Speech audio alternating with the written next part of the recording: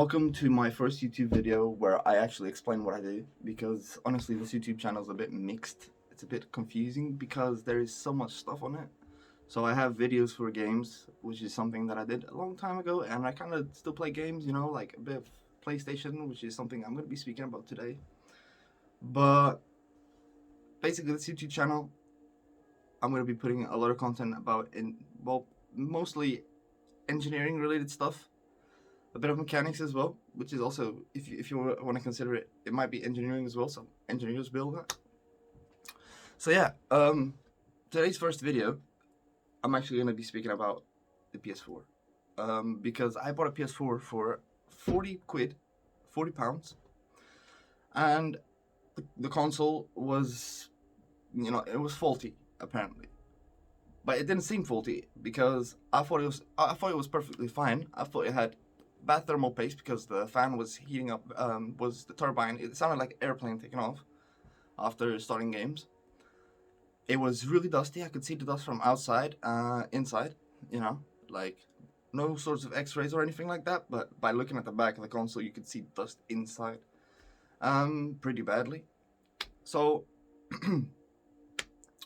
I plugged the console in and it worked every time at my house. The first time, I think actually it kind of bugged up and it beeped a couple times and it said some error. So I put the hard drive back in. I got the program on the USB. I put it in. I did all that. Actually, at first I cleaned it. Before I did that, I plugged it back in. The console worked fine. So I played for 3 days and I decided to sell it. Because I'm not really a console gamer. I prefer playing on a computer. And I don't even actually play games now. I don't have time for that. So I sold the console and made some money. The guy messaged me back saying the console 3 days later broke, which was pretty unfortunate. So, I got the console, I plugged it in, I tried some stuff, but I saw it was dead. There was no signal. It was not as it left my house, because it was working, fine. So the guy that sold me the console said the HDMI was broken, the port. I had a look at the port was fine. There was no physical damage with the port looked new. It was still in good condition. It was in very good condition, actually. It is in good condition. I have it still. So, no problem on the port. Not visually, no problem on the port. What could it be? I went online, I checked, HDMI chip. Okay, let's have a look. So I took the lid off the HDMI chip. It looked fine. Like none. What's to be expected? A blown chip? No. So my mind decided to reflow the chip. So reflowing the chip, I mean by putting heat back to it. I put heat onto it. I took the heat shield off the chip. I put heat to it. I allowed it to reach 300 Celsius. I stayed there for a couple seconds. The whole moving around the chip, obviously. Not pointing the heat to the center of the chip, but to the legs. But because the heat, you do not want to put too much heat to it. You want to allow it to stay enough time, because what I heard, and I think it might be true, so chips are also, there are integrated circuits, and they use solder inside them. They are connected in together. They're circuits connected together inside a small chip.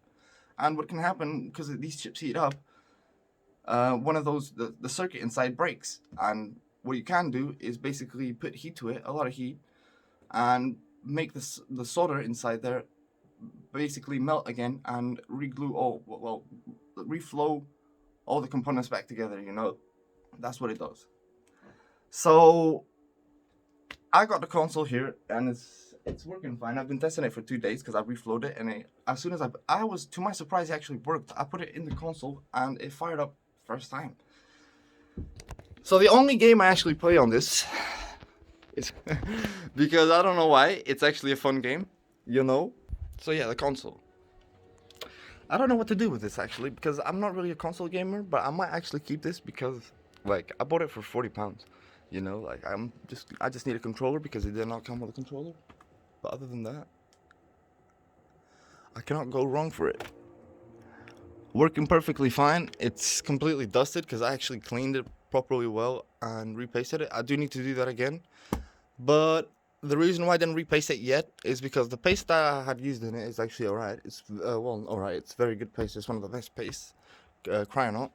But the reason why I'm doing not pasting it yet, first of all, it's not sounding like a turbine, so it's still working better than it was before, and it's clean. A lot of heat coming out. And second is because I don't think this is gonna be a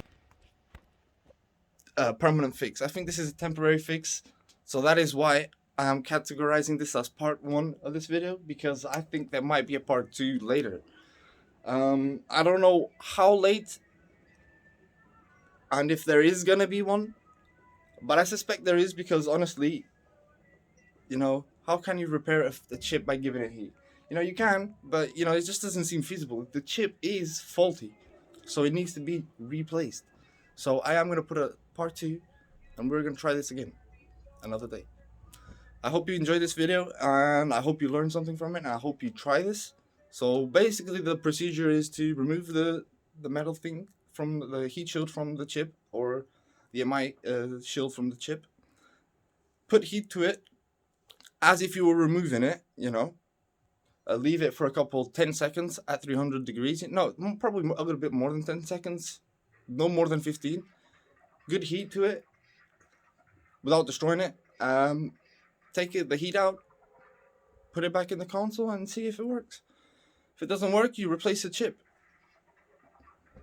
It is what it is. Or, you know, you're not losing anything from it, and you saw that it's working like mine. So far, no problem. I hope you enjoyed this video, and I hope you learned something, and I hope you try it. Thank you.